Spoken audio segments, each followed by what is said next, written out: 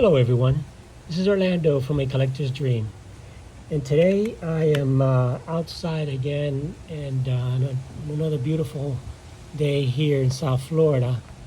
As you can see, it's just another beautiful day. The sky is clear. It's just another nice day in South Florida. So what I want to do today is just out here. I was looking at some stuff the other day because I was going over my 90s sets. As you know from that live stream, I went through my stuff, and I have a lot of stuff in boxes and bins and things like that, and kind of different times, different eras. So I went through my 90s stuff and I found some kind of neat stuff that I wanted to show you guys. I found this from my first national, and that 1992 national at the Georgia World Congress Center. And the neat thing about this was that during this era I was still kind of a dealer, but when I got to around this stage in my collecting career, I kind of started going collecting. At this time I was collecting from the this was in the 80s and early 90s. So I was collecting in the 70s, 60s, and 50s cards mostly. And that pretty much was my collection. And then I began in around the 1990, 91, I began collecting more vintage, vintage and really old vintage stuff. And this was one of the booths that I spent some time at, and that was Mr. Mint. I got to know Mr. Mint a little bit there.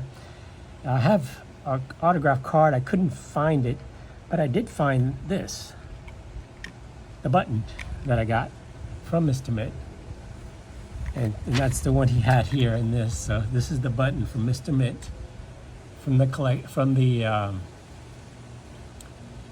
National Convention. And this guy had awesome cards, the most awesome cards.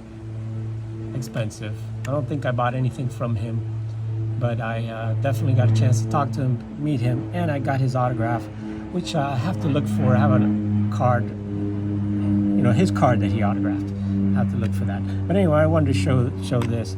But this was the era where I began looking further back into my hobby times, and started looking at cards like the T206s and other stuff, and got back in time and this is just wanted to show you real quick this. And during this time, at least in my collecting career, I began to notice a lot of the pre-war, and that's when I went back and started buying some of the older stuff. I remember in this convention was when I had the 1949 Leaf Premiums. I had found that collection. I had bought that collection from a guy that had it. I told the story about the 1949 Leaf Premiums. You could check out another one of my videos. But I took some doubles over there, and I was able, and I did trade and sell a few of those, including the Lou Gehrig 49 Leaf Premium. And I started getting some real old cards, and this is some of the stuff that interested me at the time. There's the Goodwin Champions. There's the Cap Anson, King Kelly, Tim Keith. This is what they were buying them at. This is these guys here. They're paying for these cards. Let's check out what they're paying for the Mantle. They didn't put a price. They just put Mantle, any condition. And we'll check out the some of the stuff they were looking for back in the day. All Ruth cards, $13,000. Of course, they wanted everything in, near mint. So it's good stuff to go back and look at what was going on. And this is the schedule of events that they had back then. And they had trade events, they had speaker events, they had a lot of stuff back in the day. They even had winning women in the hobby. I mean, this is 92, guys, so we've been trying to get more women and kids in the hobby since then. And this one had Mickey Mantle, Willie Mays, Mickey, and the Duke. They were all signing. So there's the sponsor list. I'm not going to go through this whole book, but this convention was the one that got me back into the old days and got me back into the old time cards. And I'm going to show you something else that I got at the time. These were all the signers that were there, the signing list. You know, anybody from, you know, Steve Carlton, Frank Robinson, P. Rose, Johnny Bench. A lot of these guys are still signing today. And this was the, what they gave you. And they had, at that time, they had tons of different promos that they gave out. This was the place there. I mean, you know, it was a different time. People would get more dressed up to go there, and it was just a different thing. Rich Altman was there. He passed away recently. He was one of my go-to places here in Hollywood, Florida. A lot of autographs, and these are some of the other guys that are in here, you know, promoting Action Pack. But you know, some of the stuff that you look through here, and you see people trying to promote products that really never made it. I mean, check this out. The card file. You know, the card file, right? There's the card file. That's not going to work for me. So it was basically just like a little file thing that they would promote. You could stack them. So, you know, that's the kind of stuff that they were, you know, with no top loaders, nothing. But again, this was 92.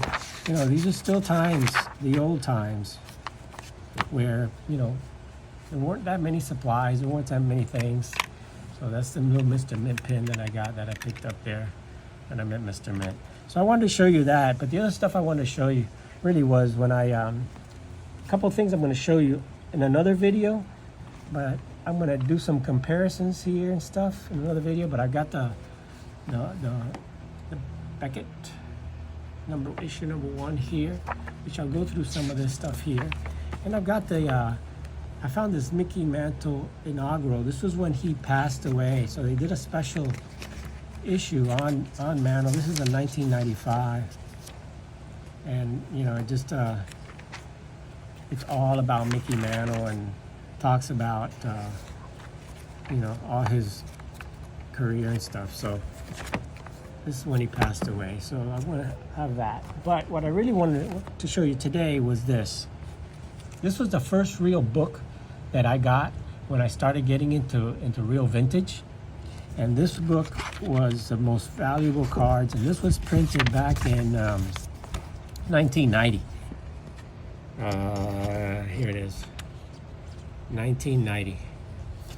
And you know, a lot of people contributed this, including Mr. Mint, Josh Evans of Leland's, and other people.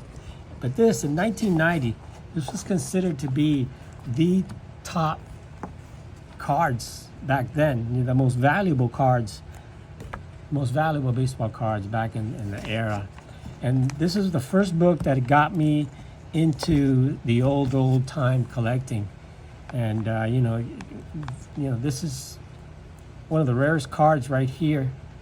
I mean, this is probably the only card, well, maybe not the only card, but I would trade my 52 Topps Mantle for that card right there. That Cap Anson with the Chicago uniform is extremely rare, a lot less than the Honus Wagner card. And so it shows the different types of cards, the old Judges, different versions of the old Judge. Look at the prices. The Cap Anson, that Cap Anson they say is $900. Yeah, right. Again, this was 1990. So it talks about that. And then here's the Allen and Ginters. So it shows the Allen and Ginter set, and it talks about it. It says the whole set is valued at $4,300. That's back in the day. I mean, you can't even get the Cap Anson card for that price, or the King Kelly, or Tim Keefe. So that's that. And these are the other Allen and Ginters, the World Champions Allen and Ginter, which were a larger format card. And these say they were valued at about $1,000 back in the day. But there are some Hall of Famers here, like Buck Ewing here. But it's not a very well known, and in a sense it's that desirable. And then you move on to these. So it goes in by years. You know, this is how they came out. This is 1886. They don't have the really rare postcards, but so you start here, and then this is the next year, which is 1887, 88. This is 1988, and then these are all 1988s. And you have, of course, these, which are the die cuts, and the scraps. They're called the scraps. And then you have these, which I'm not a huge fan of because it doesn't really have a good picture of the players. But some of those, they say, you know, are worth, let's say, you know, $175. And then when I saw this is what really got me into the Goodwin Champions. This was the one this book was the one that inspired me. And when I looked at these sets, these cards, and this book, as you know, I have all the cards and the book and the whole set there. It said the whole set was valued at $5,200. That's talking about the baseball portion of it. And just the Cap Anson alone is worth that. And these were the first really color set to compete directly with the Allen and Ginter and Kimball. And they just blew them away with these full color cards. After that, there were the cabinet cards here. And it shows the different cabinet versions that they had, a lot of these. And, you know, then you have some more of the bigger cabinets. These were back in the 1888s, also 89, bigger cabinet cards. And if you saw my video, I showed a coupon where you can actually get these cabinet cards. And there's the King Kelly card. These are bigger cards. These are the cabinet cards. And then when you move on to the final 1800 cards, and you know, I just kind of fell in love with the 1800s. Then you have a lot of these type of cards, which are all kind of different. You know, the Talk of the Diamond cards. You know, these are Goodwin cards also, and a few other different kinds. And then you move into the 1900s, the early 1900s. And this is the earliest real, like, when you talk about tobacco cards, you know, going into the T206, this is the Bryce Williams cards. And I finally was able to get one of these cards. These are from 1903. And you saw that I picked up the more from one of my subscribers there. And these are extremely rare. These were really the first ones in 1903. I've been looking to get a card of this set for so long, and I finally was able to pick one up there. And then you got a lot of these caramel cards. And these actually were all in, you know, these are American caramels, but these were all in different caramel packs. And these are about 1910, 1909, 1911, that same era as the T206. And here are some more of the candy and cocoa and all different types of cards. So, you know, I can go on with all these, but I'm going to kind of skip a few of these through here. And you got, of course, the Mellow Mints. These, I've always wanted that card right there. That's one card I've always wanted, which is the Ty Cobb Caramel, Philadelphia Caramel card. And then you got, of course, some of the rarer cards, which are the Rose postcards. And these are very, very tough to come by. These are from 1908, 1909. I think they were 1908. It says 1908 here. And these are the Cracker Jacks. And this, the rarest card here is the Moonlight Graham from the movie. There is a Moonlight Graham card with a picture of him. So then you've got the Cracker Jacks, 1914, 15s. You know, you got some more cards there, and talks about the pictures of. And you got, of course, the T206 with all the T206 backs. And you got the, of course, talking about the Wagner. Then it moves on to the coupon cigarettes. And again, these are all around that same era. You know, they produced these all the way up to, I think, the 1919s. And these are also some of the Champion Series cards. One of my favorites, and I'd love to get some Ramleys. These are just gorgeous cards. If you see them in person, you know, they're just beautiful, beautiful card. These were really the most upscale cards at that time. Those are the gold border cards, T205s. So, and you got the Mecca cards there, the foldable cards. And then you got the T205s, which I showed one of my T205s the other day. And these are also, these are like stamps. So these are nice, nice cards. And then moving on, you know, you've got a lot of these different Bruners. And then in the 20s, you know, these are some of the other caramel cards and stuff, the Sporting Life cards. I mean, and these, I like these cards. I've got the Babe Ruth of these. That's American Caramel.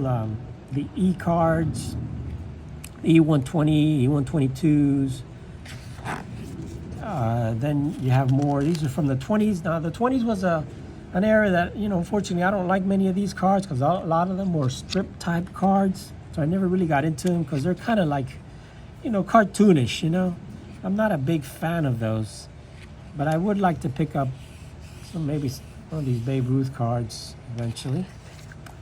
But these were a little bit more my style of cards with the portraits and pictures. And of course, you have these here. You know, Mangini's probably got every one of these. And these are nice. This is a 1927 cards. You have some of the Frojos. These are the Frojo cards.